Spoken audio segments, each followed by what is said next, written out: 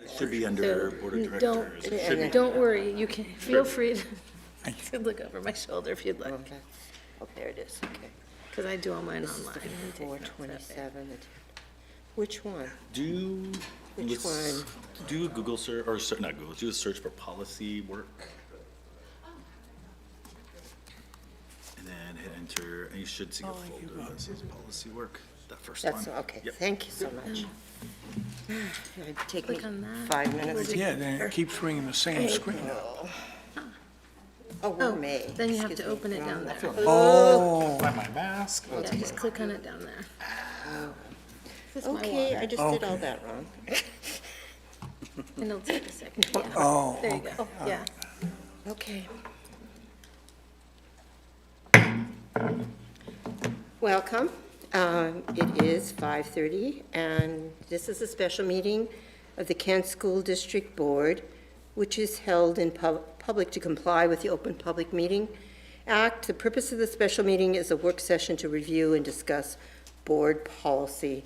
And now I'd like to call on Dr. Jewel Harmon, who will be attending via Zoom. Dr. Harmon. Good evening, President Hamada, members of the board, Interim Superintendent Vela, and Ms. Zantello.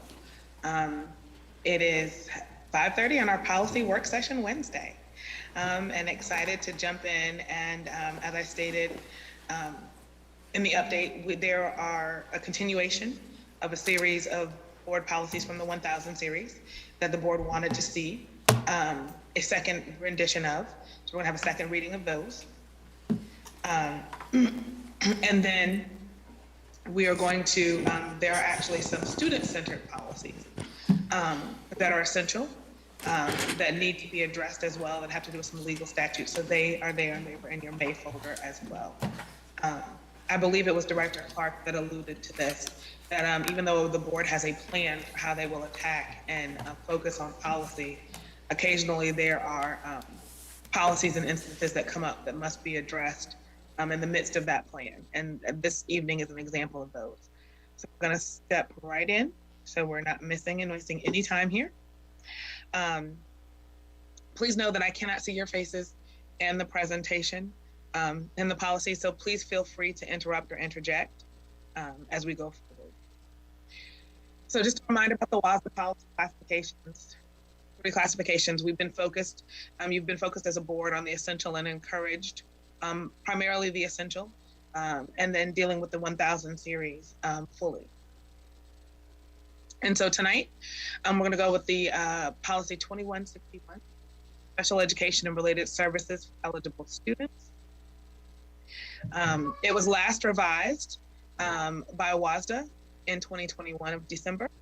KSD took a look at this and made some revisions in 2018.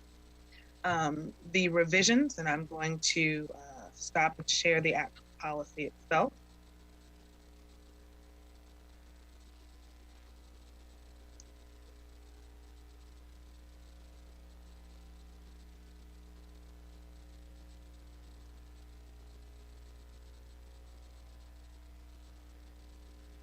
I apologize, it's asking me to show all windows, and I'm like, yes, I need to see all of them, so I select the correct policy.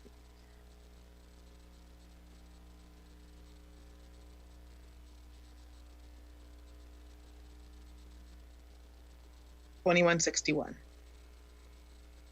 And like I said, this was, it's not new to KSD, but there were some legal statute changes, RCW changes, definition changes, that required the update. This was addressed in the, WASDA does kind of quarterly policy and legal updates. In this particular instance, in their December 2021 legal update, they referenced a change in the state legislature's shift in practice and funding for inclusion for special education students. We call them inclusive education students in Kent School District. And they, in line with the funding that the state provided over time, there were some legislative changes that were to go into effect that were phased in. Some of those were phased in October 2021. Others became effective January 1st of 2022. And they deal with the referral periods, parent participation language, opportunities for least restrictive environment in preschool settings. And so in line with that, WASDA updated their model policy to reflect the changes in the law, so that districts would have the model policy to reflect the changes in the language as well. And so I can continue to scroll up so you can see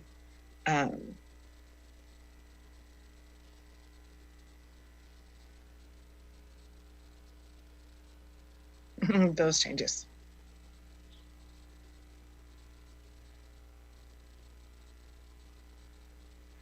Most of the significant changes were not in the language itself of the policy, but reference to legal, because again, new law, new interactions with House bills, so they needed to be cited and updated.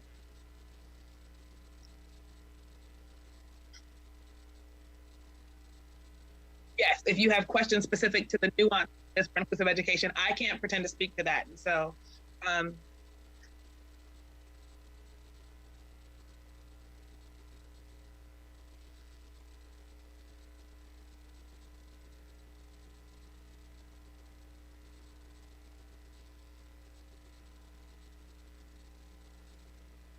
absolutely.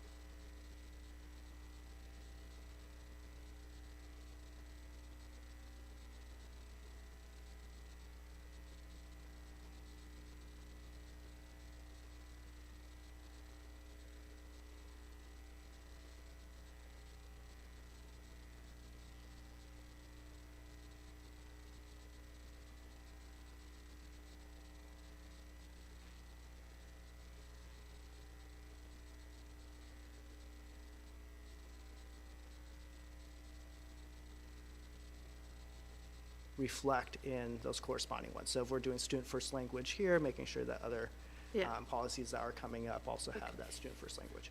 Okay. That's going to be my feedback and comment. I do remember talking about this a while ago about student first language, and I know some people didn't know what that was. So I appreciate that being brought forward and brought back, because that's one of the things I look for is the student first language. I also look for gender inclusive language, that you remove things like he/she and put they or them. So that way it's just more inclusive. So I really appreciate that piece of it too. But I also do appreciate the adding the legal pieces in there, because I think as we look at policies, we want to see how it connects to what the law is and make sure that we're following the law. So for me, that's really important. So I do appreciate that. Mr. Pan, just 1 second. Absolutely. And this may be unfair for preparation, but I think you're probably pretty attuned to it, and it might get into a lengthy discussion. But on these policies, with your staff, how much time is set aside for educational in all the people that you work with? So you can pretty much understand, I mean, there's a lot to all this. I mean, I've just slowly been delving into this because this seems to be an area of concern for several people and several issues, and it's pretty it's pretty darn diverse in all of the ins and outs of it. Is there a rigid training period so your staff can be fully prepared to do the utmost for our students? Or, I mean, I know that's a loaded question, but. Not at all. I think that is an excellent question. I think it's the same as we would ask of any other policy or procedure that the KSD has in place, right? And so for this 2161 in particular, we look at we often, for us practically, our staff, we're operating off of the procedural components of it, because it tells us what we are doing, right? The policy sets this is what this is about, and then we operate off of the procedure, oftentimes in execution. This is how we will do it. For that component, though, as we review those, we look at making sure that like the appropriate staff that need relevant updates to that have them. So we send them out in varying communications. So we have communications that we send out monthly to staff. We embed any updates to that within there. We also do, I think the critical role that really needs to know a lot of the compliance and procedural requirements is a principal designee, right? Like that administrative designee that participates in IEP meetings, because they're making those decisions on behalf of the district. And so we make sure that that's, to be able to act in that capacity, you have to go through the administrative designee training, and we update that with the corresponding procedural updates. If those procedural updates or things that we get from new state law or changes in the federal code happen not in the beginning, not conveniently in the beginning of the school year, then we make sure we notify that through like the principal communicator, the district's communicator tools to principals and all district staff, as well as our tools for newsletters to staff. We also then do site visits, so our assistant directors would specifically follow up with principals during their school site visits and say, here are the procedural updates and requirements for that.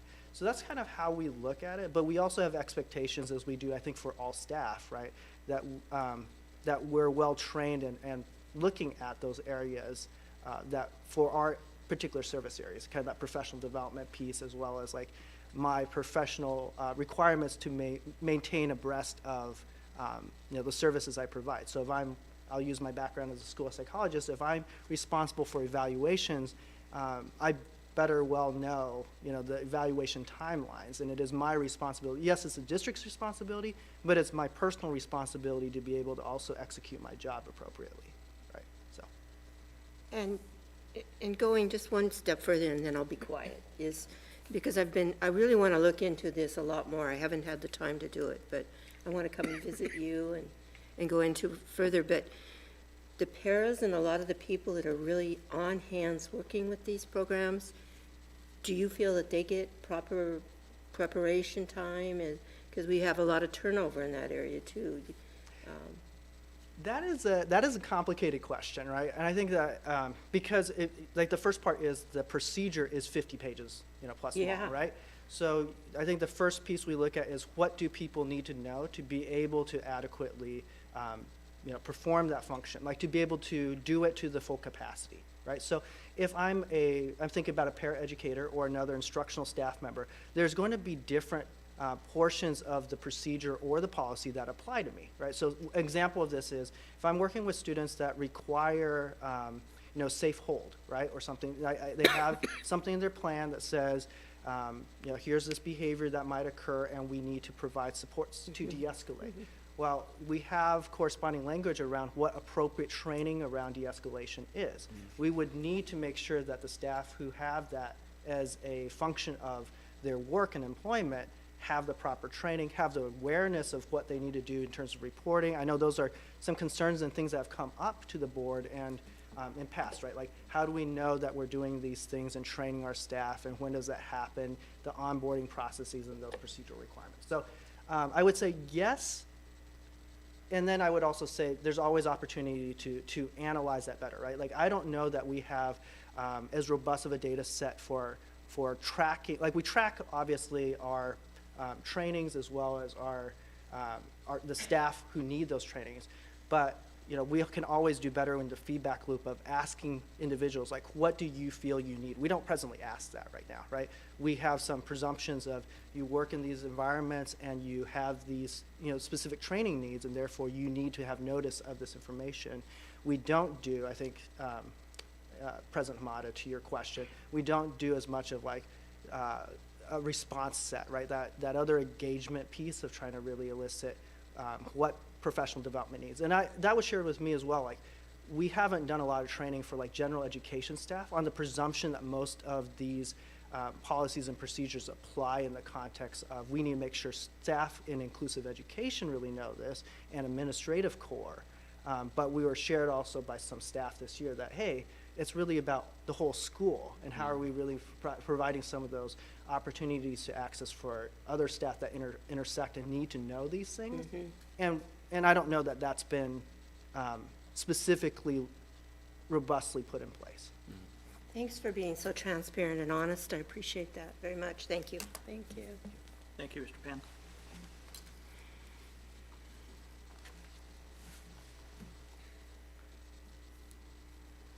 Board directors, I could hear the conversation, and I could hear bits and pieces of Mr. Pan's responses initially. And I just want to make sure that it was clear that the procedures were provided in the May, in your May folder. So you have access to review those, and that was clear. And that it will be on the board agenda for informational.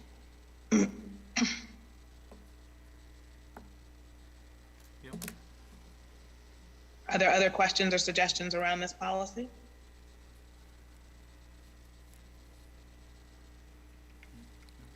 I don't have any. No, I don't. No. No, Okay, thank you. so then moving up and moving on. What I'm hearing is that this policy will move forward for May 11th. This will be a first reading, second reading and approval on the agenda.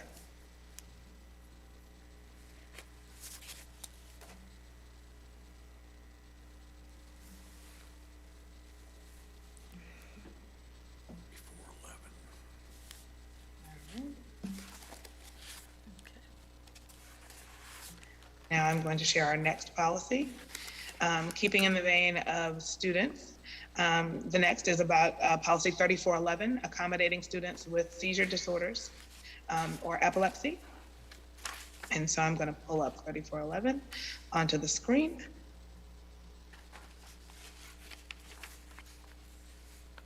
So this policy is an essential policy. It is new to KSD. It is last revised per WASDA in October of 2021. The language showing here reflects all of the language from WASDA's model policy. This particular policy was updated because it provides clear and clean language about the training around supports for students with epilepsy, so for school-based staff. It also provides, outside of the scope of a school district, required training for the adult responsible for that child's care, but it also cleans up the liability questions and concerns for school district staff so that they can act appropriately and intervene to support a student if they're having a a seizure. So the model policy and procedure have been updated to reflect this language. It's relative, the reason why it's essential is because it's relative to House Bill 1085, which did clear up some of those legal protections and liability protections for school districts and district employees who are supporting students and who are responding and acting faithfully and promptly to support students. I had a question. Toward the bottom, it says the insert appropriate staff member, in parentheses, is not responsible for the supervision of procedures. Who or what is supposed to be in that parenthesis? So typically, the suggestion would be the nurse, the district nurse, direct nurse support staff in general. And it's saying that they are not responsible for the procedures authorized by the parents carried out by the parent designated adult. So the school district has no liability for the parent puts in place prior to them coming to the school. Okay, I just noticed there's a couple other places where it says insert title of appropriate staff Appropriate member. staff. So that's in there 2, maybe 3 times? think I see maybe it it's like- again, yes. Yeah. And so as a school district, when working with this, typically the person in Ms. Lindy Barron's role, so it's not necessarily Lindy Barron's name would be there, but it's typically that person in that role takes on kind of the primary governing nursing and medical responsibilities for the district. And that's what would go in that space. Got it, and that will be cleaned up before our next meeting, I'm assuming, right? Absolutely. Okay. Yeah, I just wanted to add, Vice President Beno, that although that's the person from the district perspective, there are, from the school perspective, those that are responsible to make sure that those IHPs are updated regularly, so they work closely together. Lindy does a great job in working with our nurses in schools and making sure that those are updated. So Dr. Harmon, I'm too old to worry about asking a dumb question, so I'm gonna ask it. I'm a little, could you elaborate a little bit about these appropriate staff? How does that fit into it? I mean, this is beyond the school district staff, or? Because, no, so it's not. Our policy is dealing solely with us, but because the House bill actually differentiates 2 roles in a student's care when they have epilepsy. There's a defined role for the school district and a responsibility to train and to have protected liabilities if they respond to a student who's having an epileptic seizure or any seizure. And then there's also in the same law, responsibilities for a parent or the adult who is responsible for their primary care. And they have requirements for training and all of that as well. I think what WASDA tried to do was in their policy updates this round, was try to address both of those pieces. And so there are some components of this that speak to the differentiation between a parent's role in supporting a student in this and the school district's role in supporting this. And that's why I think they're trying to differentiate that a parent's response and support for this, for the student is not, the school district is not responsible or accountable for that. The school district is accountable for their support and training to ensure that they can serve a student having a seizure. Yeah, also, tonight, we also have with us Sherry Simpson, who is our current interim director of student services, that can add a little bit more information about appropriate staff. Similarly to what Dr. Harmon was adding, she can give us some more insight as well. Awesome. Well, good evening, President Hamada, members of the board, Superintendent Vela. So Lindy Barron, in preparation for this, did write me just a little statement about just what PDAs are. And the information about PDAs is not new in this policy. It previously was existing only in our diabetes policy. And so a PDA is basically a parent-designated adult, and it's for the care of students in things that can't be done by someone who's an unlicensed professional in the school. And so this would be the parent assigns a different adult and signs off that this adult is going to come into the school to do this. That person needs to be trained, but it is not, oh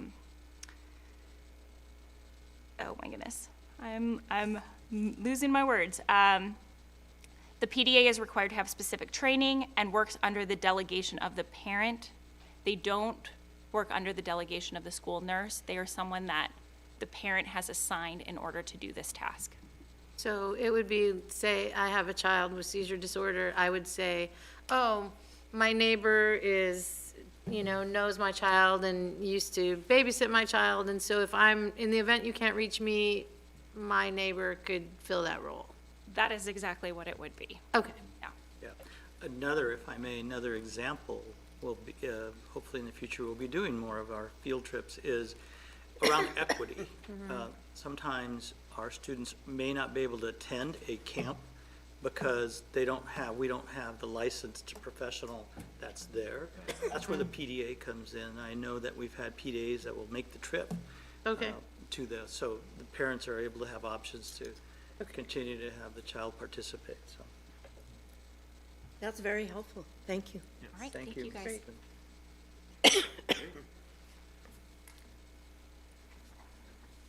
Similarly to the previous policy, the procedures for this are also included in your May folder, and would show up on the informational agenda. I'm not seeing the procedures in my May folder, but I will look at them when we get our board, I can look at them on BoardDocs too. Okay. I apologize for that. I'll double check as well, but I And, don't want to take time for the hunt right now. yeah, but I will no, check. yeah, I just wanted to let you know, I'm not seeing them, but, I will be looking for them too, so. All right, are there any other Thank questions? you for coming. Thank you. Thank you. Are there other questions around policy 3411? I don't see any, Dr. Harmon. All right, so the board is 2 for 2. What I'm hearing is that this will go for second reading and approval on the May 11th agenda.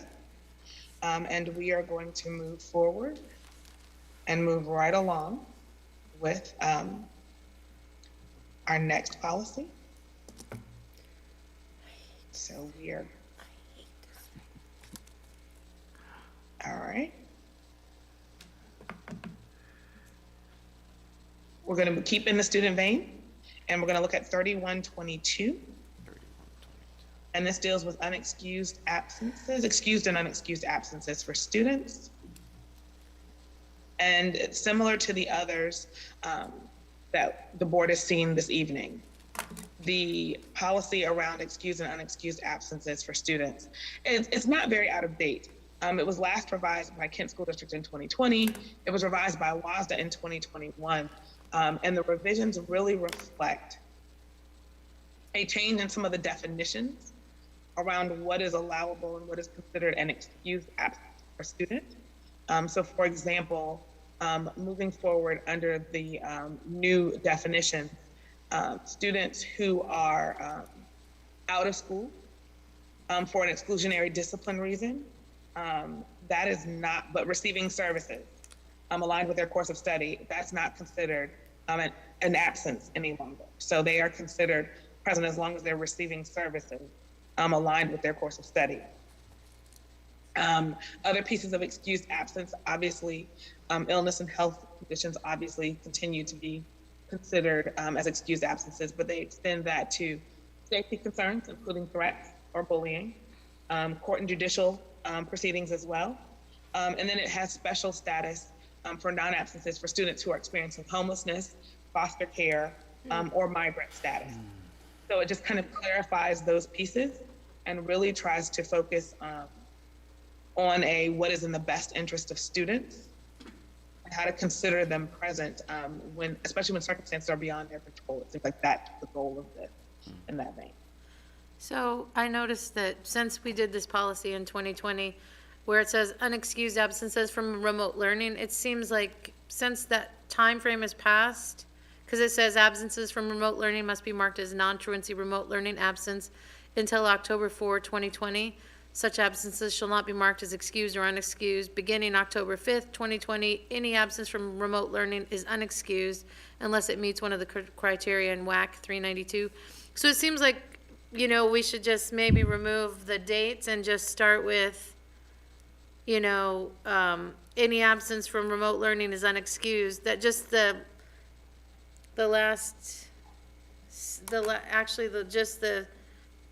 after that last, comma is really all that's relevant now. So, Since we passed those dates. yeah, we've since passed October. those dates, so really, there's only, after that last comment, oh, I am not seeing that at all. I'm looking at something completely different, maybe, I don't know. Let's see. Can you Wait. scroll down? Yes, right there. Right there, yeah. Yeah, no, Right, you no, passed you it. passed it. You passed it. Sorry, right Yeah, here. right there, yes. Right there? Right there, yeah. So, see where that last comma is? Comma, any absence from remote learning is unexcused unless it meets. So it seems like most of that can go away except for that last, after that last comma can be turned into a sentence. Yes. And, I know we have references to COVID in here and that's why it was updated in 2020, obviously. Probably still valid for now, but, or we might want to say any other, instead of just COVID, just any other, pandemic. Well, that was Please. going to be my question, is what is defined as remote learning? So is it, Yeah. as we move with a virtual school, that's remote learning? Yeah. Learning. So Yeah. I'm kind of curious, like, is this specifically to pandemic remote? Like if there's an emergency, or is Yeah. it all remote situations? I think it needs to be clarified.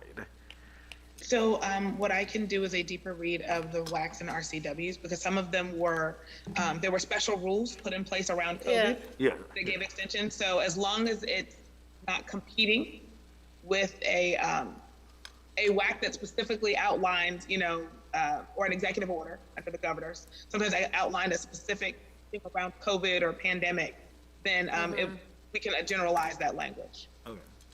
Yeah, because it seems like any of the COVID language you might want to COVID or any other pandemic, please, no more pandemics, but, it's because it was so specific for that time frame.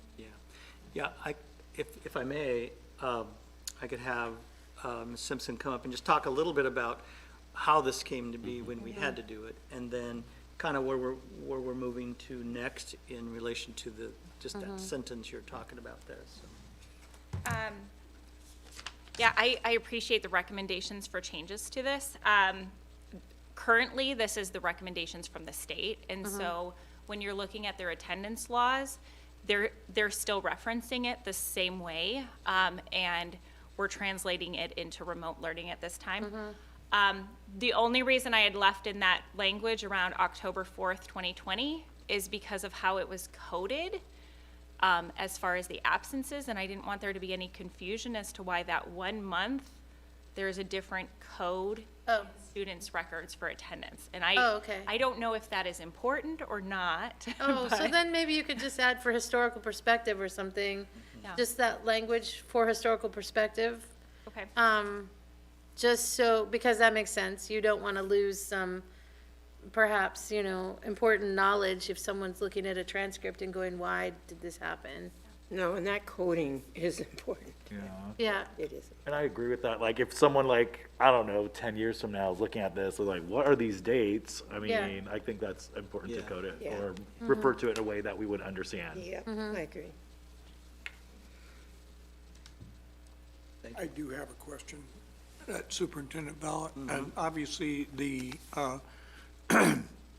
WASDA model left the attendance questions at 5 and 10 days. And the proposal obviously expanded it to, who requested the expansion? I don't know specifically who requested it, but I believe it was probably a conversation had with some of our attendance DPs. And so if Ms. Simpson, you Yeah. want to add a little bit to that? So the change is actually a change in the state law. So the RCW, it's now 7 days in a month, unexcused, you file a truancy petition or before the 15th absence. So it was not a Kent School District decision, it was a RCW change. Okay, thank you. Thank You're you. welcome.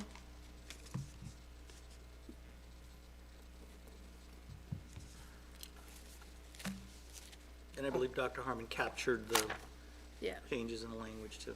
Thank you. Thank All you. right, thank you guys. Yeah, that makes sense. It's always helpful Yeah. to have insight that we might not have, you know, so having that in there for So historical. just for clarification, Dr. Harmon, with adding that clarification, is this going to move forward? Or? What I was getting ready to ask, 'cause I was I'm sorry. the board of what the next step is. So what I would suggest is that we clean up the language a little bit, present it to the board for a second reading and approval. But if the language does not meet the board's liking, then what I would suggest that you do is you vote it down, and then we would address the changes that you would like to see in the June meeting. Sounds The good. alternative is that we just wait until June, but I think that if we put it on the agenda for May, it would allow you to continue your policy work and not delay this any further. Agree. Great. Yeah. We So vote I'm it going to down. consider this one 3 for 3.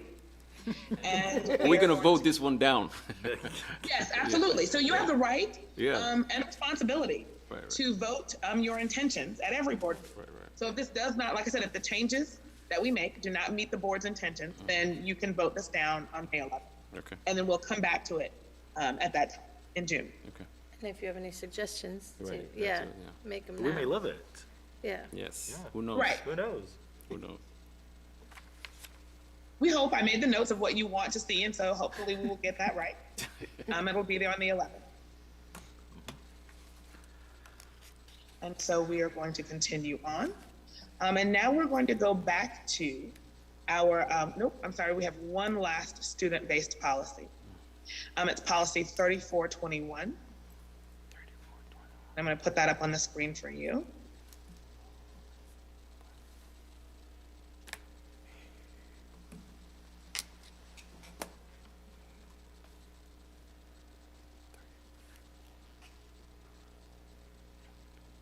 And I apologize, it's showing open on my screen, but for some reason Zoom is not there. It is. It's like it's not showing that it's open. Okay. This was, there are some updated language around students who have, it's related to it's related to the attendance piece of this. And so it's updating as part of that as I believe as a cross-reference attached to the previous policy you just covered. Speaks to those students though who are part of child abuse and neglect. It changes some of the definitions have been updated. This was last updated by WASDA in June of 2015. KSD has not updated it since May of 2009.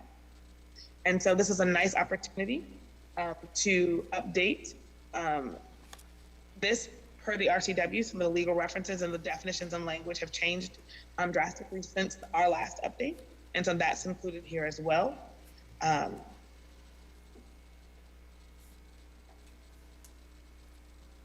I have a question. Unfortunately, because of the heavy rewrites, and I don't have a page number, so I don't, we go child abuse and then A through H, then a paragraph on children, then subject to definition, and then when feasible, the district will provide community education programs for prospective parents, foster parents, and adoptive parents. And that mystifies me.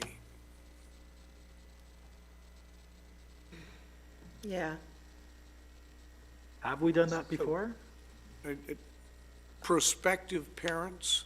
Yeah, so That's, I think from the Yeah. foster care perspective is, when I read prospective parents, I think of, we don't know who that's gonna be. We have prospective parents who have training, who need to become foster parents.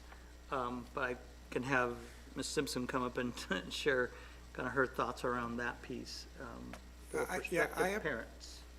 I gotta say, that's very awkward wording. Hello again. So I didn't even notice the language that's up there. There we go. So this is coming straight from the policy that WASDA has recommended. I can give an example of this that we have done in the district. We were part of a program called CARE, in which it was working with a community-based organization, and they were working with basically families who were raising kids that will eventually be in our schools. And this was a program that I worked with just a couple years ago. But that's the kind of support that, when feasible and we build those partnerships, we can be, supporting our families very early on. And then also supporting our foster parents and our adoptive parents. We have a McKinney-Vento foster care liaison who is providing a lot of supports to our families who are doing foster care programs and that kind of stuff. So there are supports, and we try to put out trainings for parents when possible, especially, around strong parenting. My question, though, pertains to the generalization as it reads versus a targeted audience that you want to make sure is being supported. So if I may, I think the term you're referring to, Director Clark, if I can take a stab at this, is prospective parents, rather than the generalizability of every prospective parent, versus targeting foster parents or adoptive parents specifically. Yes? So this is WASDA model language. This one is not essential, it is encouraged. And so that means that there's a little bit of space for the board. There's more space for the board to do this because it's not tied to an RCW or WAC specifically. If the board would like to narrow that scope and refer to foster and adoptive parents only, that would be appropriate. And it's still impacting because this reflects the board's intention. So it says, when feasible, the district will provide this through community education program. And so if you'd like to provide that for the foster parents and adoptive parents, we can remove prospective parents as a general piece. I guess my question is that if someone was pregnant, for instance, and they're like, you know what, I want to go to this class on how not to abuse my child. Like, wouldn't that be a prospective parent? I guess that's my question. They're like, I'm not a foster parent. I'm not, I'm going to be a parent, right? With a physical child that, so I don't know. So I was thinking like, so are they included in this, or is that like? Wait a minute. This is setting policy that directs us specifically to do something. It does not preclude others seeking to enter. Yeah. Right. Correct. So that's why I was asking that. I have a whole different perspective. I think the whole paragraph needs to go out of there. I just don't think that's feasible for, if the parents are doing this because they need some training in those areas, it's way beyond our scope to take that on, in my opinion, because Well, I don't think we're putting words out there that we're not following through with action. I think what Superintendent Vela said is the beginning point on this, though. It's not, you're not dealing with the abusive parents, you're dealing with the adoptive parents. Then why is this under a child abuse category? It muddies the water. If I may, the policy is around child abuse, neglect, and exploitation prevention. Prevention, So yeah. if we look at the title of that and look at historical, mandated reporting that needs to happen, that's not enough we need to be doing more. Well, then- Just as a district, but as a society, but for us, this is a policy. This is an attempt, I believe, to help support our parents, in this case, prospective. Yeah. So I agree with Vice President Beno, that's kind of a Yeah. interesting word. The other one that Yeah. I was mentioning is, I do have this experience about foster parents that are not sure they want to enter into being a foster parent, whether it be temporary or Right. longer. And I do know that, City of Seattle, City of Renton, others have tried to come together to see what can we do for that prospective parent, becoming foster parents, so they're not dissuaded or that they're encouraged to do this. So this training really is about supporting them around this specific Yeah. policy. Well, also, we've been talking about like community school models, and community Yeah. school models do parent education, so this, I would see, would fit perfectly into that, to me. And I guess when I read the word prospective parent, I thought, oh, someone that's, maybe they've got a coming to kindergarten kid, so like, they're thinking, oh, am I gonna homeschool or am I gonna, I don't know. When I think about perspective, it might be someone who's in our boundaries that may or may not be thinking of sending their kids. So it is language, and language matters. It's, so, probably since there are so many definitions of the word perspective,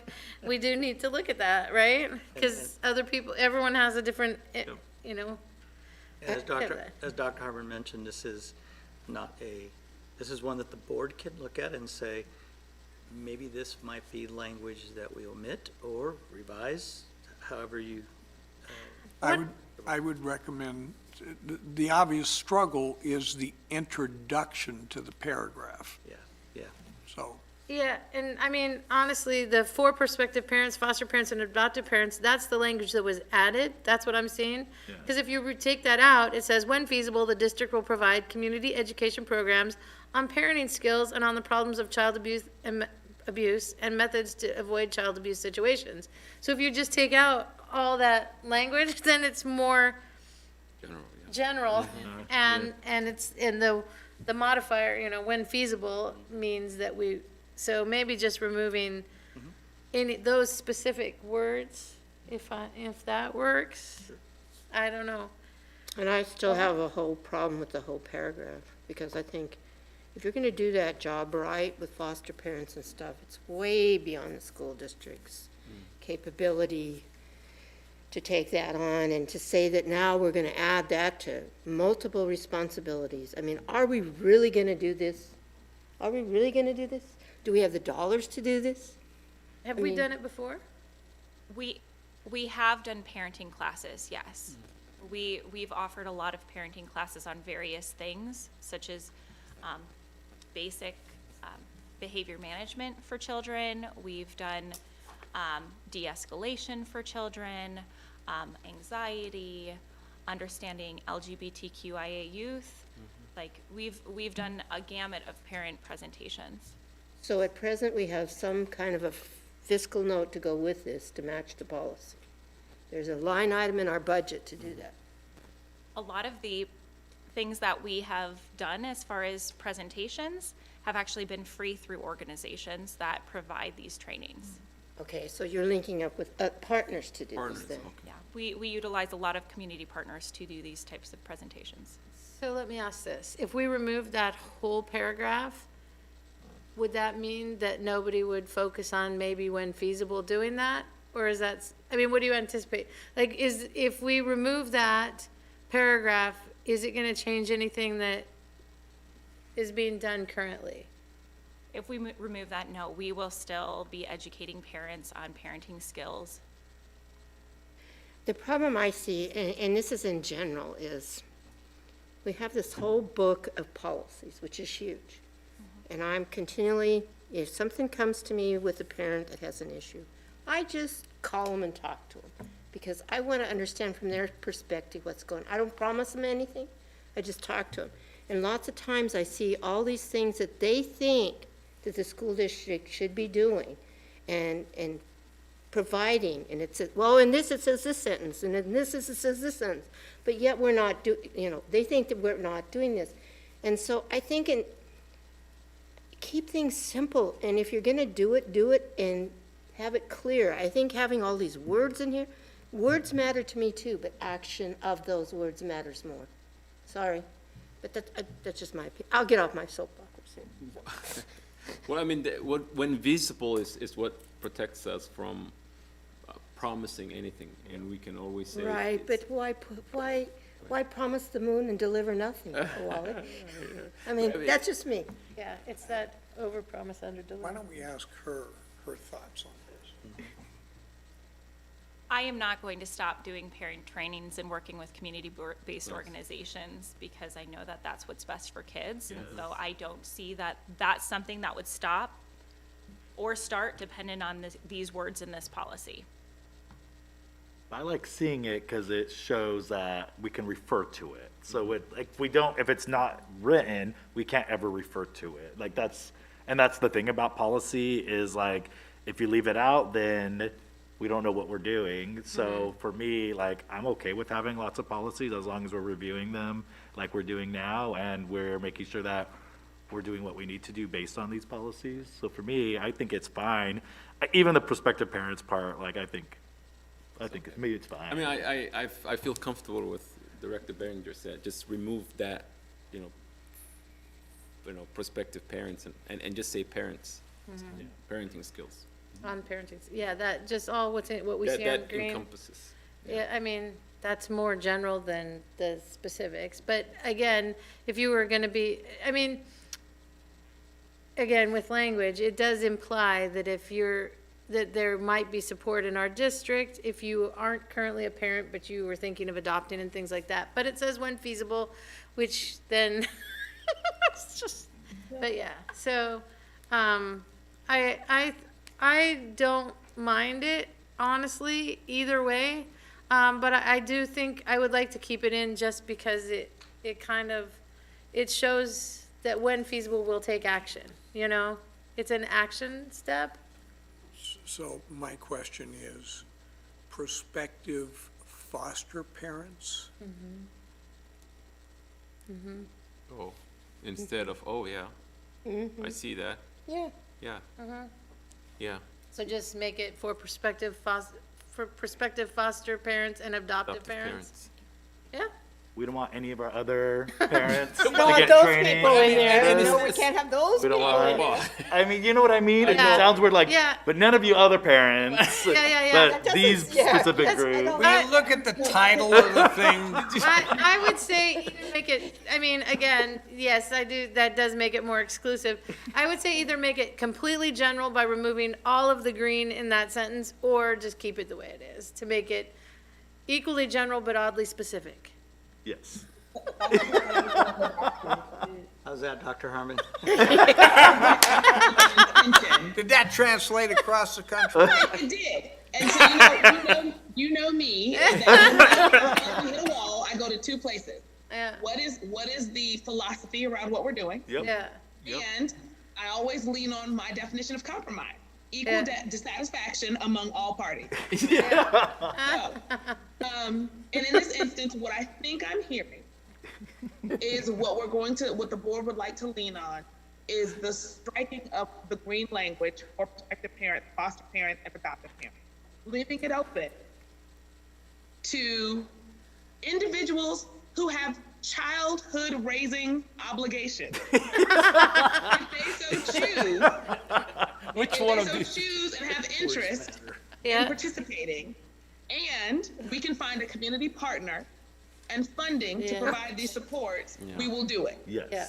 Correct. Thank you. Yes. Yes. Feasible. When feasible. feasible, When exactly. feasible.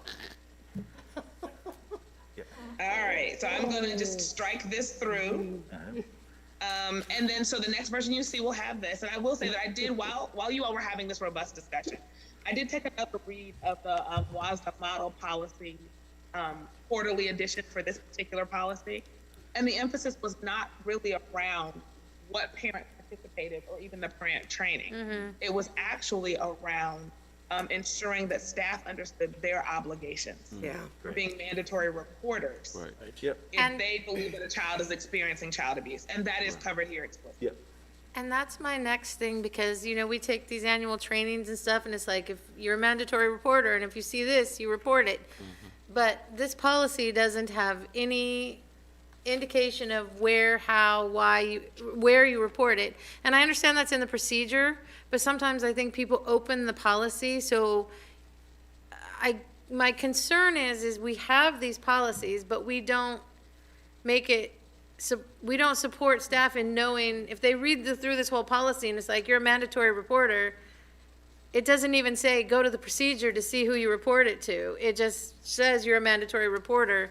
And I don't think we make it clear where, how you would report it. So I don't know if that language needs to be added here. So it's like you would report it to, you know, your supervisor, or you would report it to, So I can say that, again, this is around child abuse, neglect, and exploitation, the board policy. right, We do that kind of training that you just mentioned. That's required training. right, And so, for all of our staff. right, What this is really getting at is, let's reach out to our parents as well. So that's the Right. purpose of this one.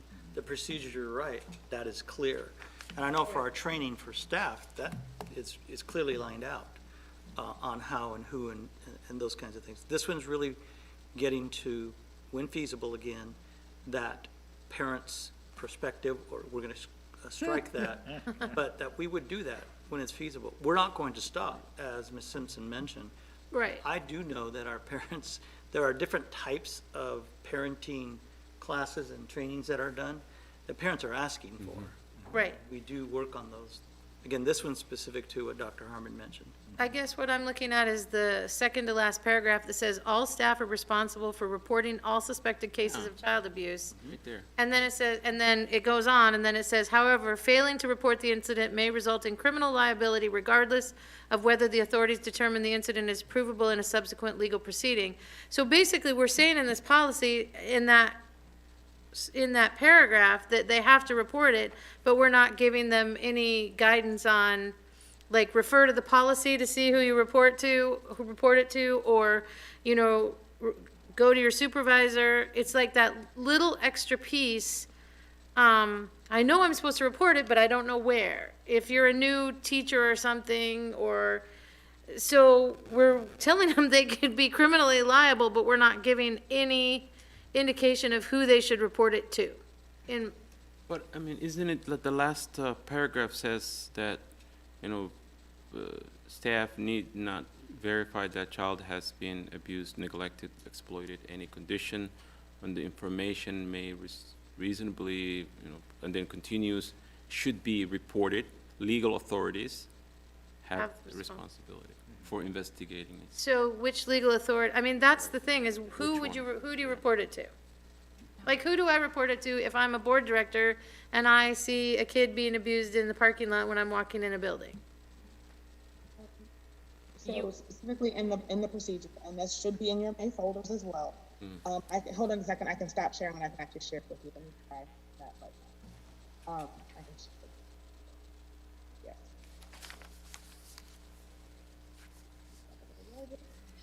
It speaks to here, so literally the reporting procedures. So staff talk about the instances that they're expected to report. It speaks to them reporting it to principal or their supervisor. So I'm not in a school. If I witness something as well, I have an obligation to report it to my supervisor. Okay. Regardless, it says. And then it goes on further and talks about Department of Social Health and Services Okay, as another option. So it does give specifics. okay, Now, and I that's the understand- That's the procedure. This is procedure. I understand the concern. I think the problem with being this specific in policy is that if for some reason it changes who they're supposed to report to, right, and they report it to the wrong person, right, then that could cause some trouble rather than having a little more ability to change this if, say, there's a new department created in the county for this. right. Even if it said, you know, refer to the policy for reporting procedures or something, just some little bit of language. I So, was gonna suggest we cross-reference it or something. Right. Like that way that's all in one place.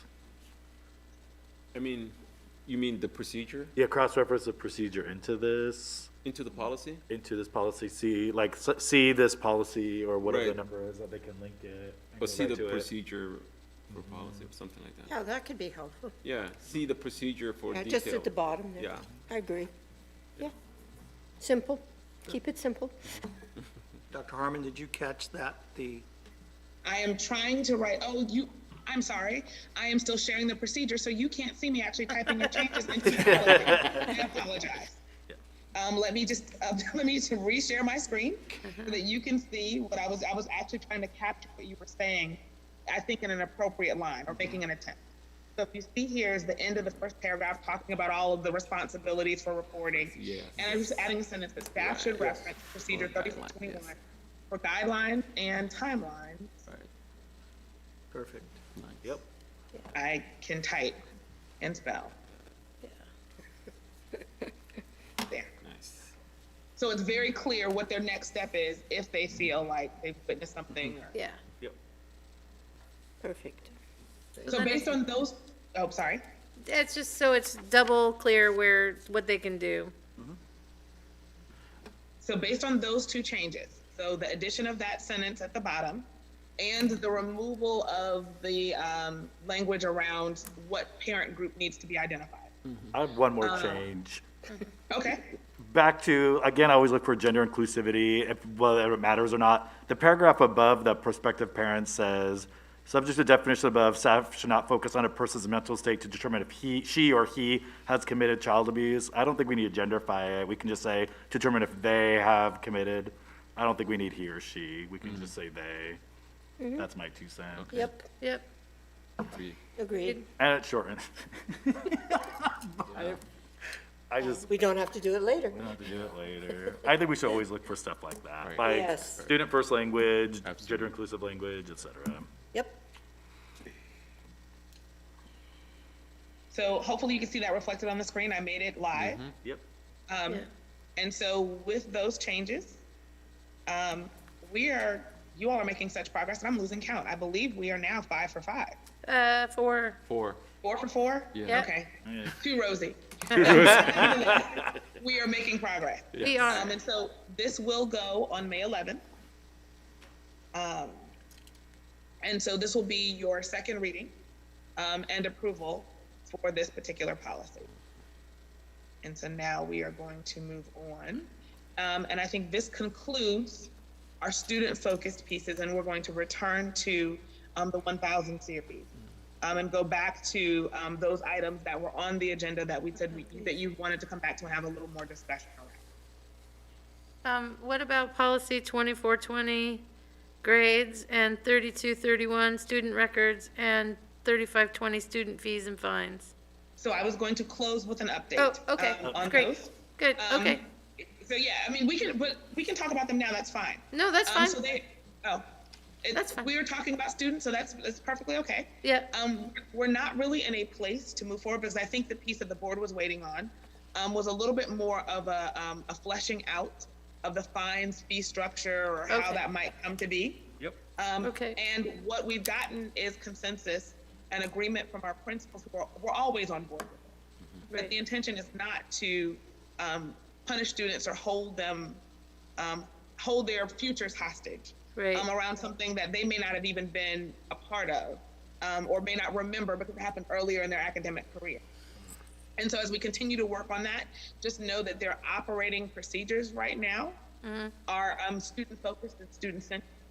That's been resolved around graduation and graduation tickets was kind of how this started. Students we're not selling the additional graduation tickets, so they will receive their allotment, and then although we've figured out a way moving forward for students to continue to receive the support because the funds from that were going into ASD. So we've resolved a way for some of those funds to continue to happen at least for the coming year so that there's no loss to student activities because we are not selling access to graduation tickets. Right. So our principals have been wonderful partners in this and been on board from the beginning in that piece. So just know that the positivity of the work operationally is still happening while we're trying to flesh out the details of what that looks like in procedure. Okay. And so that's where we were going to just have a little more discussion at the end, because it was kind of things are happening, but not in a way that shows up in a procedure just yet. But I knew that was the board's hesitancy to kind of move on those until you had a little more procedure. Great. So we are moving into the 1000 series. We're returning there. And we're going to go back to, I'm just going to start them in numerical order. So the earliest in the list was, I think, policy 1240, which is committees. And I'm going to share my screen with where we last ended. So the last time the board, we discussed this and presented it. There was conversation similarly around really liking the previous language. Yeah. And so what you asked to see was kind of a hybrid mix. And so I apologize because this will be, I'm a shift. I usually show you this with all of the changes and iterations that show up in the markup.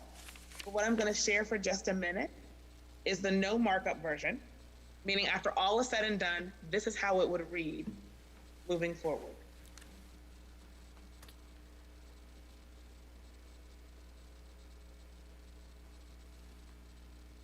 So the piece of that I like, the piece I like most from the old language is citizen committees may be established by the board or by the superintendent.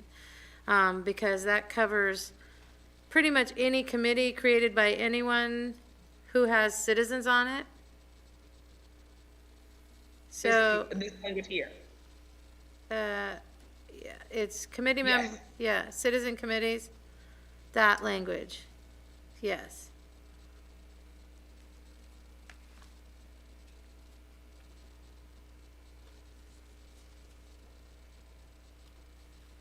And I think the piece here is this, here's the subtle difference. The reason why this language was removed from 1240 was because this speaks to the board's role in a committee. In policy 4110, Citizens Advisory Committee opportunities, this language exists there. So it's attempting to kind of split this and say, okay, what is a board's role in a committee? Right. Advisory committee or otherwise, versus what is the other? Now, if you'd like to define that as a board about the Citizens Advisory Committee in your policy, that is also possible, but I think the idea was to kind of clearly define roles and responsibilities. Citizen role, board role. So this policy, if we went to the new language, would mean that nobody could go to, say, the boundary committee. No board director could go to a boundary committee because that's not a committee created by the board. So no board director could go to the, the task force, the back to school task force meeting, because even though citizens are on that, it wasn't created by the board. So that's my concern about the language, is that if it doesn't specify that, it's basically, the gist of it is any committee that constituents are on, the board, could go just as observers, So that's the language I'm looking for. And the new language doesn't allow for that. So I don't think the intention, I believe in the last discussion with the board, I don't think the intention was to try to prevent or to make any distinguishing participation rules around whether or not the committee was created by the board or by nature of some other district operation. It was more saying how might the board engage in that. So if the concern is around the board only being able to participate in committees that were created by the board, then we can figure out some language that would speak to that. Because I don't think that was the board's intention when we were talking about it, was to limit or prevent any participation if the board did not, create the committee. I think the second paragraph is more clear because it talks about board members serving on district committees, but the top part says committees of the board may be created by a majority of the board. So it makes it sound like only the committees that we create, but the second paragraph doesn't. So I think it's mixed. I think it's a mixed message. Yeah. And again, I mean, we're creating policies and it may not be updated for another 21 years. I think that's the last time this was updated.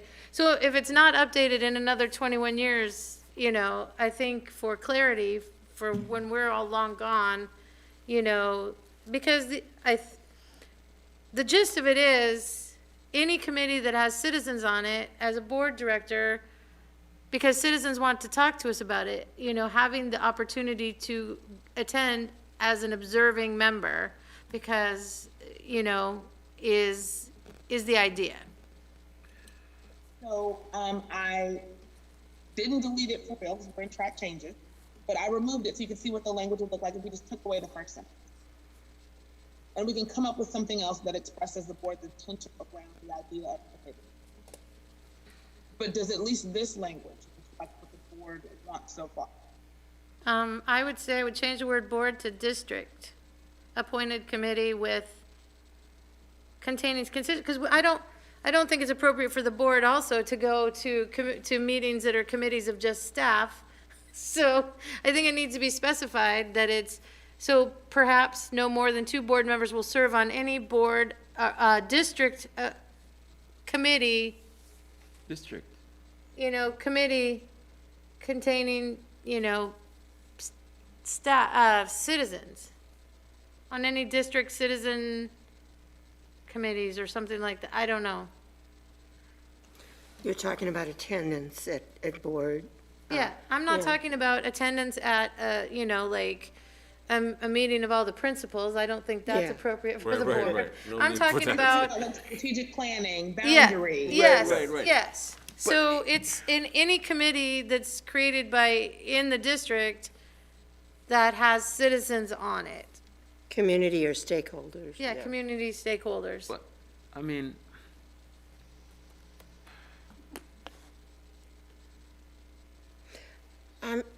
I think it would be important, Dr. Harmon, I hear what you're saying, that because this has become an issue in the past, when myself was asked to be on committees and thought I could go, and all my intention was, again, listening and writing down and hearing it right from the people, because some of these committees that I've been on as a citizen, great discussions, and you miss all that, hearing all that, and I think it's helpful to have flexibility, to have board members, not more than 2, that could pop in on these committees to listen if they wanted to. Not maybe every meeting, but maybe I could go to one meeting and Joe could go to one meeting, and then a Wally and have that open. And if it has to state that in here, and it's appropriate, it's something to the language of that, we're open to having, and I like the listening and observers. We don't want to control the meeting. right. Not at all. We just want to be silent. Right, and I understood this policy just to make sure that not more than 2 attend, and that if wanted to be part and make sure that we do sort of like make sure that we're all covering all of those committees. So therefore, in case one person who's, like, for example, if I'm assigned to go to the border, and I just go and then I can come back and give report to the rest of the directors. That's what I understood from when we were last talking about this, is because sometimes you could attend, and, Right. If I don't know what you've heard, it's Right. kind of hard for me to make, educated, so that we could, like, I would go and then I'll write meeting minutes Yep. and send it to the rest of the board directors. That's what I understood from last time when we were talking about this Yeah. policies, that what we wanted to do is just to Yeah. make sure that we attend those, and then no Yeah. more than 2 attend, and that, if one wants to go there, just, that's the only thing they're doing, is just listening. Yeah, and I don't even think maybe we need language that says, unless appointed by a board as an active participant, because I think that defeats the purpose of having community on a committee, as if, Right. But only my worry is that, let's say, you decided to attend, Right, and then Joe and I decided also to attend. yeah, And then we Yeah. find out, oh my goodness, now Right. we're breaking OPM. Yeah, yeah, Right? So yeah. that's what I mean, like, it Right. would be easier if I know that you're gonna be attending that. Right. Joe's gonna attend, and I will attend some other things, so that, Right.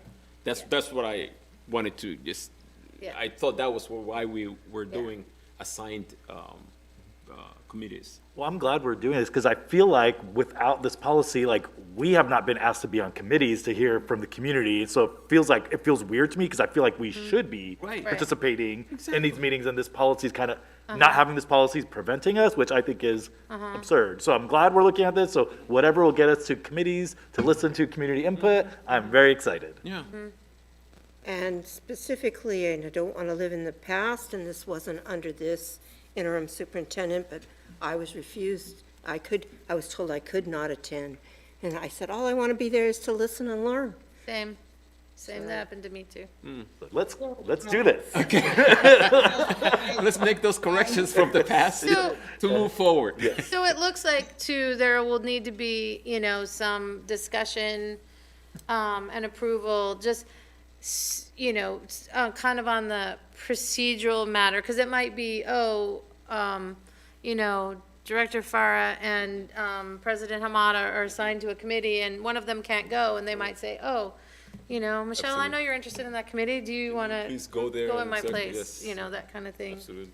So then Naomi doesn't have to, keep track of us, Yes. Becomes a nightmare. Guys, I know Naomi's sitting over there going, "Oh gosh, oh no." Please, no. The board, she can do that, right? Yes. Yes. And so, but you know what I mean, to make it so if it's like, oh, these are the two people that would go, and then if you can't go, just ask someone who Absolutely. might be Say, interested, hey, right? yeah. Does that make sense? Yeah. Absolutely. I think if we could make it just a little, if I can make some procedural suggestions. So Yeah, I like the way the board is headed with the, clearly defining that so that we don't violate OPMA. yeah, I think that for transparency and clarity's sake, adding just a tiny bit, a pinch more formality might make it easier. So for example, if staff knew, or those leading the committee, even if it was Yeah. a community member leading the committee, Yeah. if they knew that, for example, Director Clark and Director Bettinger were participating in the boundary committee, then you all could receive, technically as members, all of the meeting notices and those Yeah. kinds of things without any violation of OPMA. Right. And you would kind of serve standard.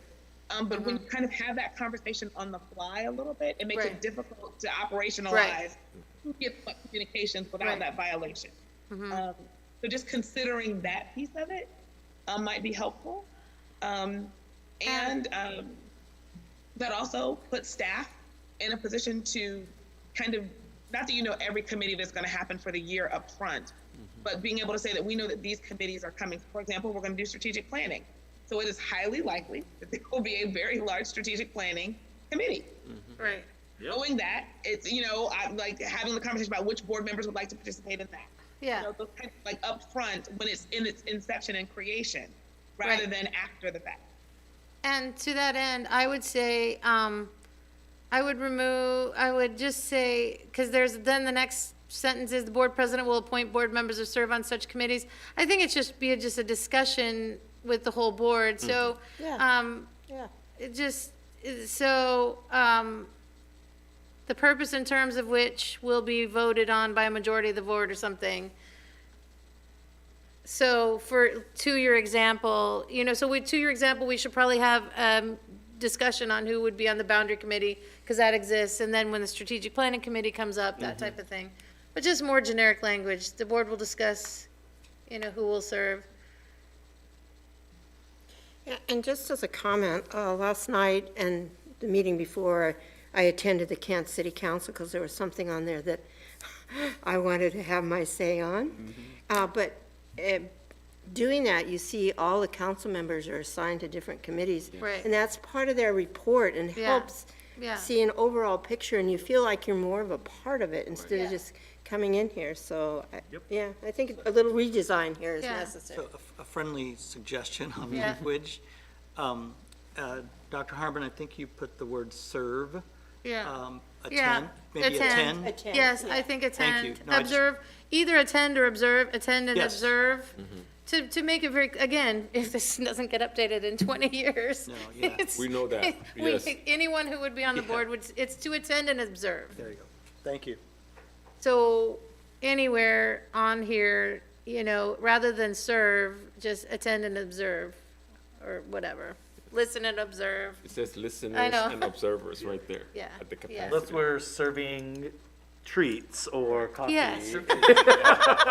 That's Then only that's the- serving. No, Here, I brought you. no, thank you for that. And I would like to say publicly, I think I shared it before, it is important that Yeah. our board is aware of what's happening Yeah. system-wide Yes. in our district so Yes. that we can continue to work together on Right. improving what we're doing Yeah. on behalf of our kids. So I just wanted to say that Yeah. publicly. Thank you. And thank you. And now I want to read it again, because, okay, the Kent School, the larger Kent School District community and is interested in hearing comments firsthand. Board directors interested in being. Capture, I took away the first sentence and tried to, I was going to point you to, I was like, I kind of played with your ideas for the first Yeah, one. yeah.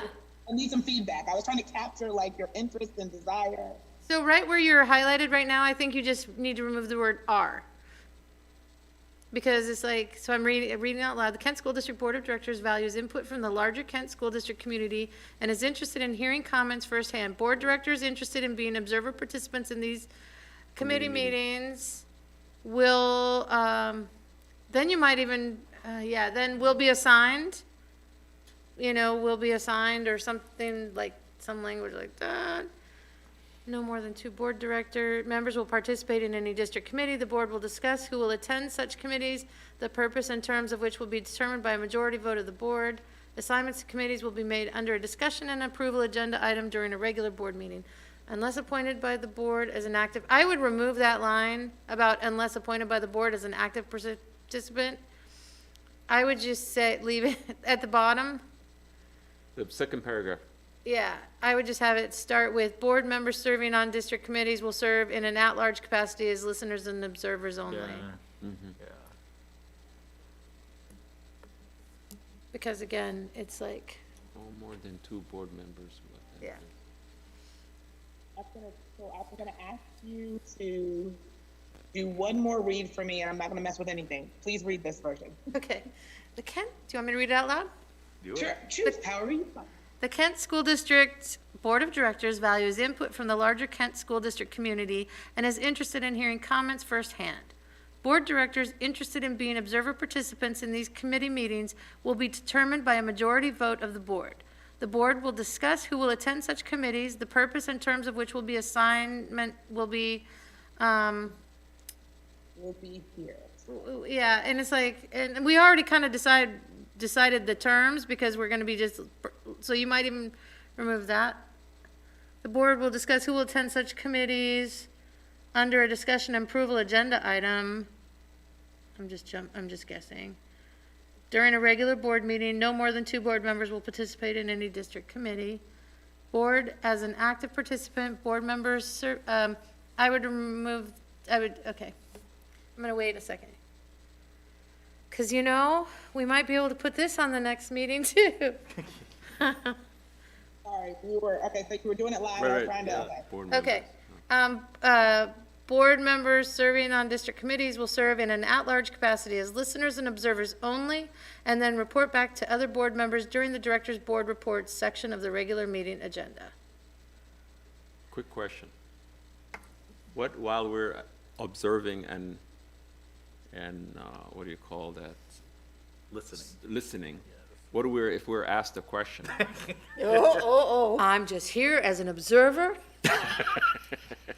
And it's a quick, really, Right. because as a board member, community might have a question about an issue that, Yeah, that could be sticky. right, so that is, that's my concern is Yeah. to say, I'm only here as an observer and, And maybe there's language, that's a good point. Maybe there's language that says committee members will understand that the board director is only in attendance to observe. Or something. That isn't gonna help though, when you're in a live meeting. Yeah. it's always Yeah. gonna be that question, which is, Yeah. If I may. That is the unique responsibility of a facilitator Uh-huh. to encourage active participation by all members, Right. but clarify roles. Yeah. so, And so as much as it's, and it's not to silence the community member from asking the board director a question directly. It's just reminding them that they are a participant in this in a different capacity, because Yeah. even though a board member says that I have a voice as a collective, anytime any one of you speak, you're speaking as the voice of the board. right, Right. Even though you may not be the voice of the board in that moment. right. Right. So that would be a facilitator's responsibility to, remind all participants that, it is maybe it's feeling, I don't know how you'd handle it live, but it would be unfair to ask the board director their individual opinion when it Right. would be the collective board that would have to weigh in on this. Yes. So do we maybe need to add language that says, facilitators, it is the facilitator's responsibility to remind committee that board directors are only there to observe and not share opinion or something like that? I'm wondering if that's needed, though. Yeah. If it says that we're just gonna be listeners and observers, Yeah. that's what we're doing. Yeah, yeah. Yeah, if I may, I Yeah. think, I appreciate the conversation. As I said earlier, it's important that our board is aware of what's going on in our district in terms of systems. And I think from a procedural side, I know that in the past, what is helpful is acknowledging Yeah. our board members that are attending. I think it's important because I see it as a positive in that, Yeah, thank you, Director Yeah. Farah, Right. for being with us today. He's here for, Right. and welcome, Yeah. right? I mean, I think those are the pieces, I think, that make Yeah. things more transparent, yeah. well as that we're part of a whole, Yeah. so. But I agree with Vice President Meno, I don't think we need to. This is why we're going over this policy right now, and I appreciate the conversation. Go to the board. Board will The facilitator could reference this policy. If a community member has issue, takes issue with the fact that the board director is not, responding or maybe not taking action, reference the policy. Per policy 1240, Right, this is a board director's role on a committee. yeah, yeah. Thank you. Okay, yeah. That satisfies. What do you Thank you. So I think now we are truly 5 for 5. Okay. Truly, yes. Really? So, okay. 1240 will also move forward with the changes, so it will read as you see, even though there's lots of track changes in the background. Right. That will show up, but this is the version that you'll see in the final reading. Thanks. Okay, so I'm going to stop sharing, and we are going to move forward with 1450. Applicable board member, and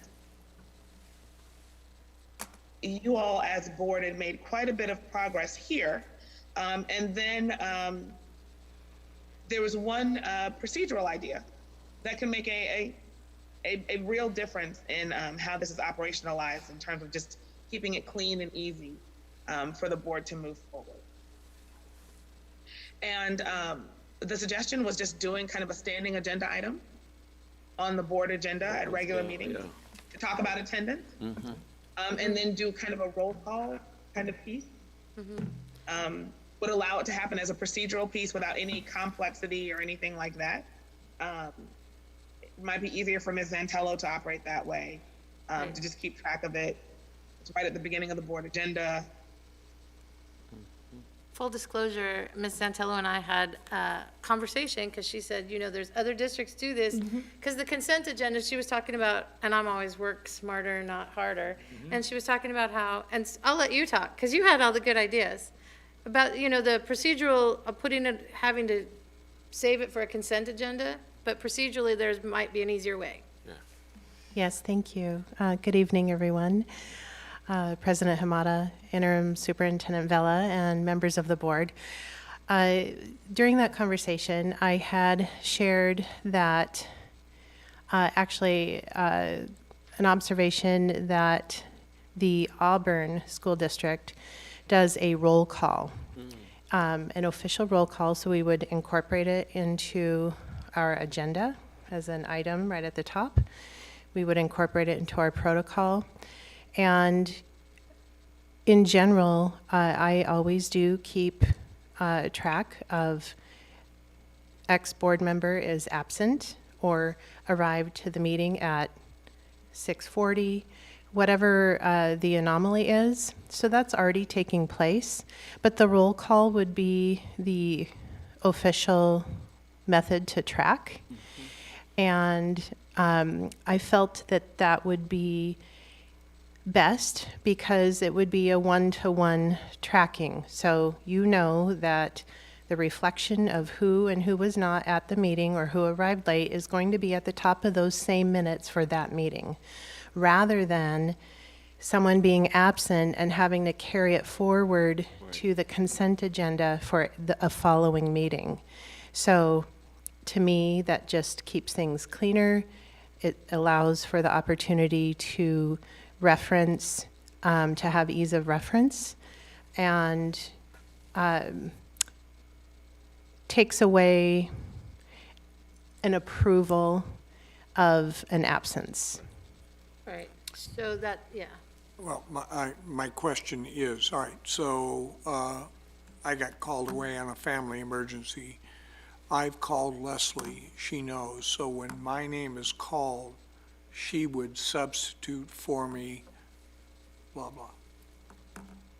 So do they also vote on it, so it would be, so how does it go exactly? Like, so it'd be Leslie would say Leslie Hamada present, Joe would say Joe Beno present, Awali Farah present, Michelle Bettinger present, Tim Clark present, or Tim Clark might not be here, and so someone would say absent?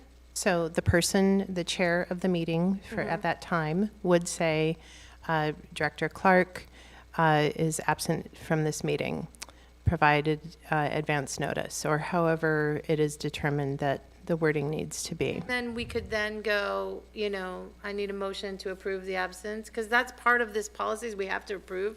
And so a motion to approve absence, right?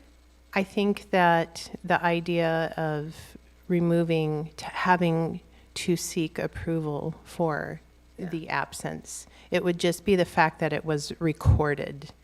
It's a method to record it Right. for future reference, rather than Okay, the board approving someone being gone or not. right. Because the only thing is in this policy, if there's 4 unexcused absence, which there was some discussion about it, so we might want to change the language too, is it's like no call, no show. Like, Tim is not here for 4 regular meetings and just doesn't call anyone, just doesn't show up. So, And that is where, you wouldn't do that. You wouldn't do that. and in the roll call Yeah. for the board chair, would that would be allow the it. appropriate time for the board chair to say, Yeah, I have not received contact from Director Clark, or yes, I received contact from Director Clark, which Right. then equate to an excused right. absence. And then when we approve the meeting minutes in the consent agenda, it would be there. Yes, that's correct. So, an excused absent board member will be conducted, so then we just need to change language to just say that if we agreed on that, that it just to do a roll call at the top. Just the roll call, reflection of the attendance. So really what the change is going to be is, rather than in the narrative, the opening body at the top of the minutes, that piece would then bump down to the agenda item in the minutes, reflection of the roll call, reflection of who's present, who's absent, and who was excused. And I'm taking excusal being notification, whether 5 minutes prior or 5 days prior, or the chair of that particular meeting stating, I have not heard from Right. Director. And then someone should call that person to make sure they're okay. Yes. You know, I mean, couldn't there be, fourth, because it says only illness or active.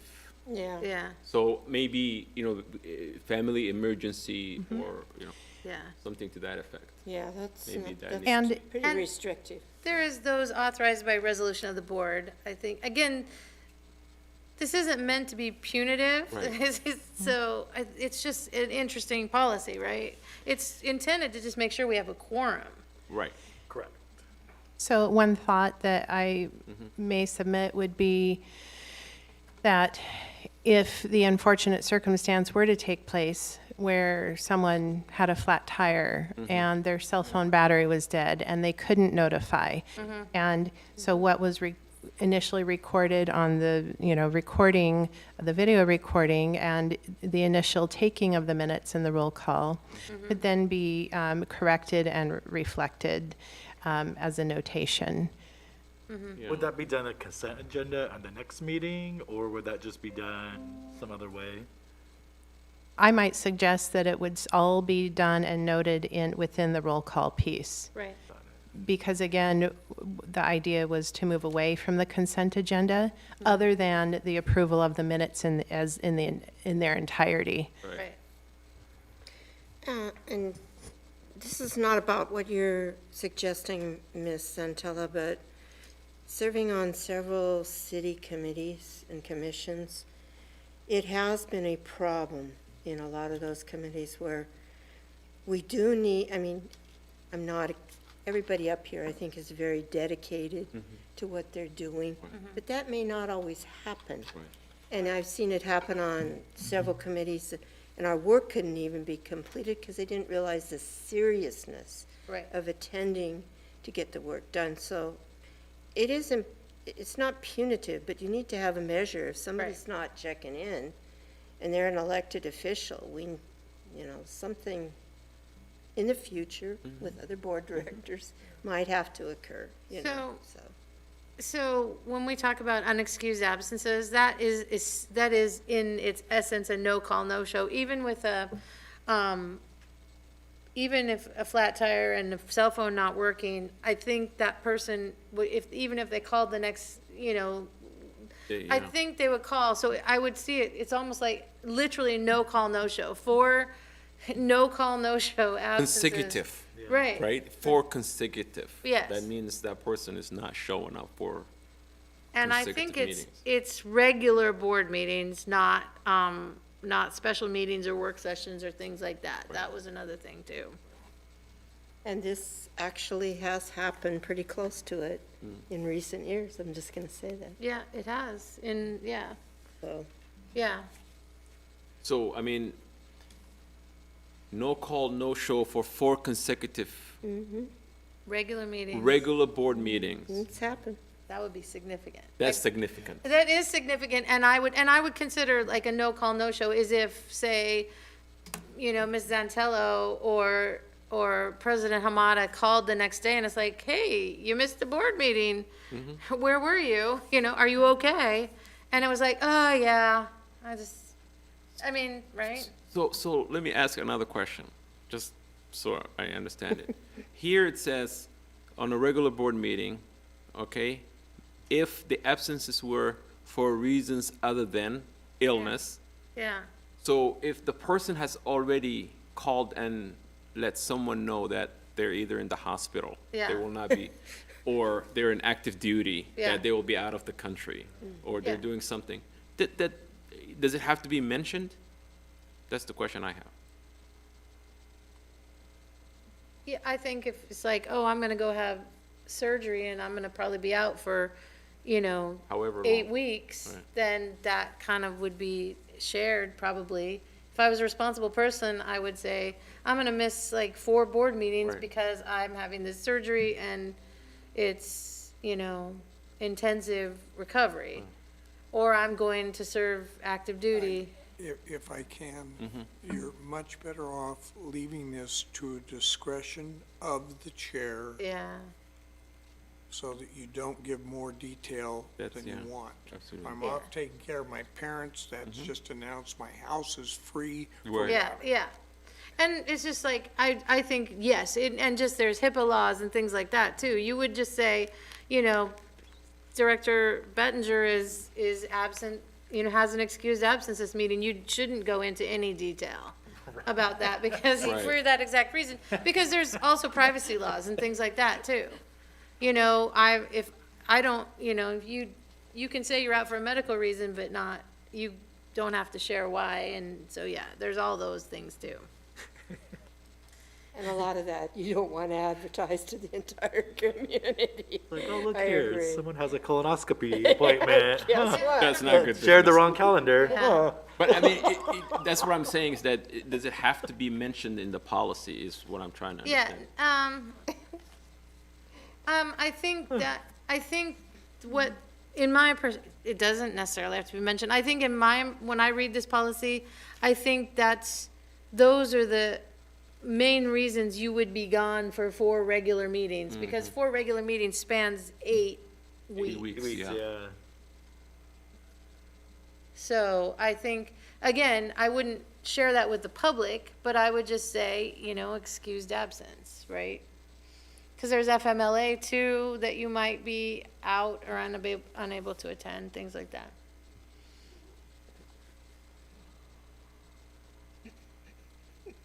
How we doing, Dr. Harmon? She's just typing away. Every time, like I'm trying to capture, so I'm hearing intention, I'm hearing consensus, and so I'm trying to capture this. And then I heard, you know, I caught gender specification, so I corrected that while I was in it, so I'm just kind of moving through. I think I have something that kind of reflects where you all are, I think. Thank you. Whenever possible, each board director.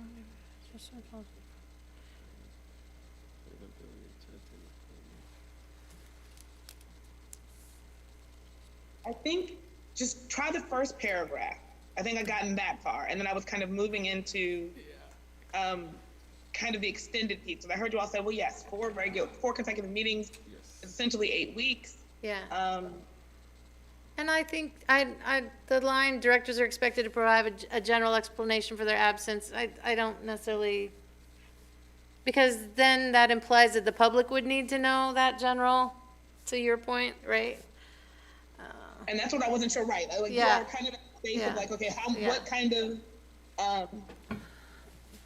I mean, what it does- I mean, it means like I'm, you know, having, like, for example, illness, general Right. explanation. right, Right. yeah. So that is what that probably sentence covers. Yeah. If I was kept that sentence, I'd just say the directors are expected to provide a general explanation to board president or superintendent for their absence. well, it says that in the first It sentence. says Yeah, right there in the yeah. first sentence, So right, then I don't, right, right. Yeah, I think I it's. have to repeat it. Yeah. Yeah. This action is not intended to be punitive, but expresses a desire of the board to operate with quorum. The board may declare. Yes. so you were having a bit of a conversation around the unexcused absence piece and what you considered an unexcused absence. And I think you were saying something about just what I interpreted it as was kind of just a blatant disregard for giving any notice. Right. Yeah. And so, are you interested in continuing the definition of what constitutes an excused versus unexcused absence? Or do you want to say, the board may declare a board member's position vacant after 4 consecutive absences without any communication? Yeah. No call, no show.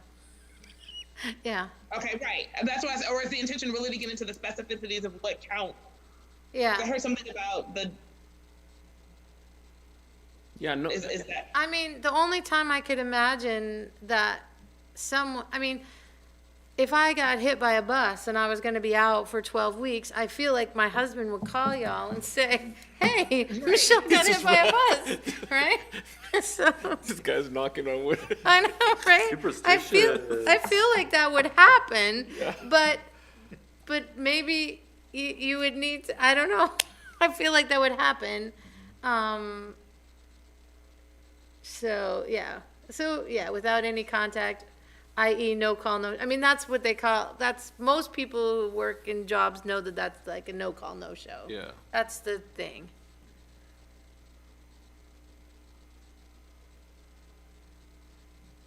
so this is the text in front of the world, is And- it IE or EG? EG or IE, yeah, for example. But I'll just make a note for now. Yeah. And I think, Leslie, that has actually happened when we've been on the board. That Did it someone really? just didn't show up. Right, but I mean, I was communicating with that person, Yeah, but I think, but it was like, but that person wasn't communicating with me. but I think also,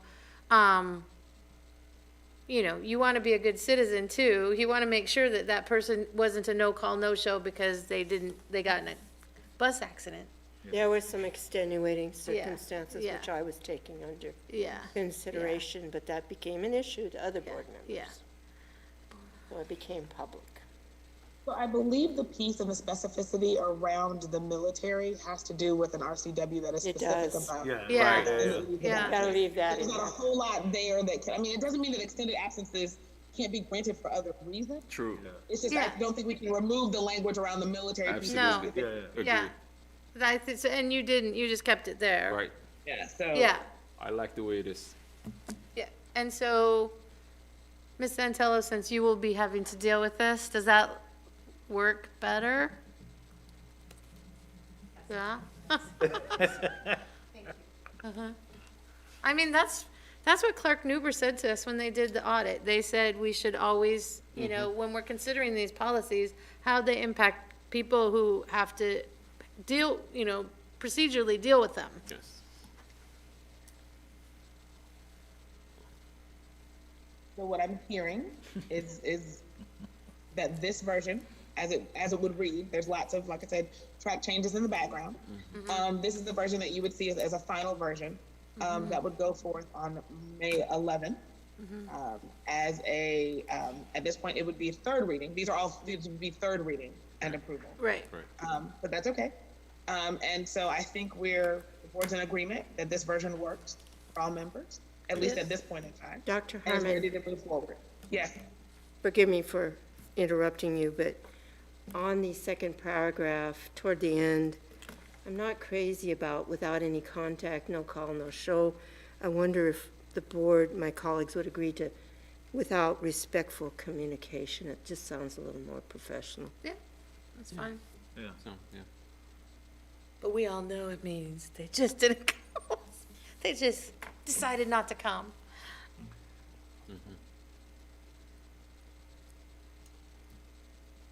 I think we're there. Yeah. Is that perfect? Okay. Yeah. All right. So moving up and moving on, we are now moving to policy 1815. We have 14 minutes. I think we can at least start the discussion, and I would like to. 13 minutes now.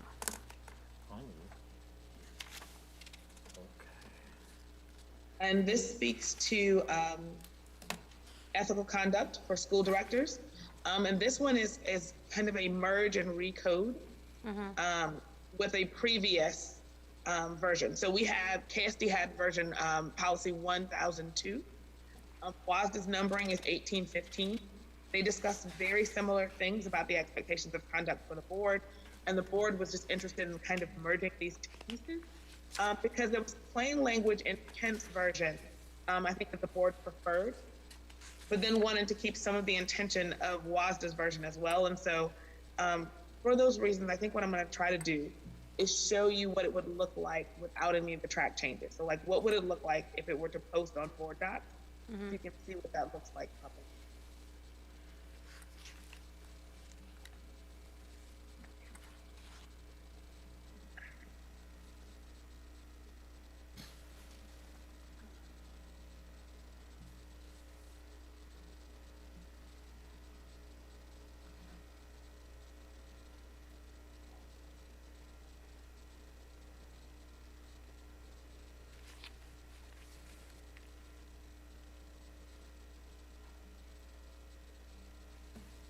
Should we raise our hand? Oh, you can't see us. Like, so when we're ready for you to scroll. Yeah, so someone please let me know. Again, I don't want to make you dizzy. I was like, I'm just. I'm a fast reader, so I just want to make I was sure. reading it myself. Yes, and I was Yeah. trying to go back and I was like, okay, I'll wait and see Yeah. if anyone is ready. And okay. Okay, now you can. So we kind of have to adopt this one and 1825 at the same meeting. It might be helpful to look at these two together. Yeah. And we can do that at the next policy session. And there's something that we could discuss for the next 11 minutes that is relevant to our policy work moving forward as well. So if the board would prefer. Yeah, I would prefer that, To yeah. do it Okay. next meeting, yes. Yeah. Yeah, because there's a lot in Yes, both of these. Yes. So thank you for your continued progress. Congratulations. Job well done this session. I think one of the biggest things, so I always close with when our next session is. And so right now we are scheduled for June 1st, is our next policy work session. But what I'd like to talk about is the board's intention to continue this work during our summer and what that would look like, because unfortunately right now, June 1st is the last scheduled policy work session for the school year. And so I'm not asking you to go on record in this moment and pull out your summer calendars and hard code dates. But what I am asking is possibly the consideration of the board to maybe add a discussion agenda item May 11th to discuss what summer scheduling would look like around policy work sessions or other relevant work sessions. I'm not going to try to speak for Director Farah, but I know that legislative priorities he's been talking about. Yes. And that is sometimes related to sometimes policy work, since it's also a WASDA advocacy opportunity. But it's something that would need some attention as well. So thinking about what that might look like for the summer or for the future, as we don't have very many regular meetings left, and even the the first and third Wednesdays are already filling up as well. So we used to, like, in January or February, look at the district calendar and add sessions and stuff. Is that something we could, I mean, obviously, it's gonna be the end of the school year, so we're talking about summer, but, you know, in September, is that something we could do as well? What? If I'm sorry, not to speak for the If I board, can, yes. my hesitation here is the fiscal year and the central administrative leadership turnover obviously shows up in the summer. And I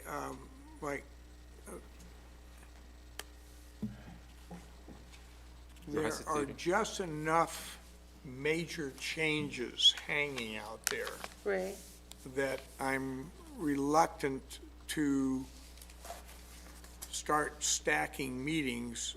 Well, first of all, Superintendent Bella, are there some things that you believe we're going to have to focus on? Yes, no, thank you, Director Clark. I don't want to dissuade the board to look at some dates that may work. However, I would like the board to consider some impacts that July typically brings. Yeah. The first is, I think Director Clark mentioned, July is typically the month that most of simple admin staff look to try and take some time off. Right. That's one. The other is there are staff that are actually supporting summer programming. Right. And so they're also busy doing that kind of work. And so the district office in July, so if you just take it in chunks, so I would ask the board to consider 4th of July. Typically, we start summer programming after the 4th. So that kind of gives you some thoughts. The other is that by any time between that and mid to late is when most of the vacation times, Right. at least in my experience. Mid to late July? Mid to late July, Okay. yes. Because once we hit August, support staff, including building principals, Are if back. there's not hiring happening, there's lots of that going on in July as well, Right. in the buildings. So it's busy. I just ask that you consider that as you're looking at that. I think we could find a date that might be able to work to keep.